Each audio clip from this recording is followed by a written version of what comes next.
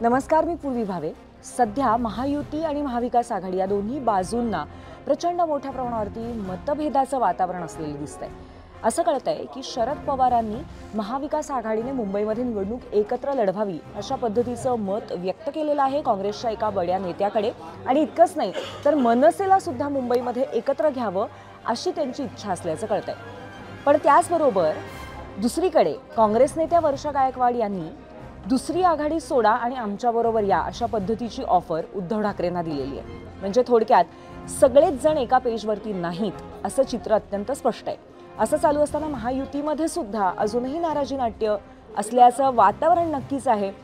कारण एकनाथ शिंदेंची नाराजी ही त्यांच्या देहबोलीतनं विविध कार्यक्रमातनं दिसतेय। आणि याच अनुषंगाने आज आम्ही प्रश्न सुद्धा विचारलेत, यावरच आपण चर्चा करणार आहोत। मुळात शरद पवार हे महाविकास आघाडीची मोठ पुन्हा एकदा बांधण्यात यशस्वी होतील का? मनसे त्यांच्या सोबत असेल का? आणि त्याचबरोबर महायुतीतले हे वाद लवकरात लवकर निस्तरतील का? या सगळ्यावरती चर्चा करूया। भेटूया रात्री 8 वाजता।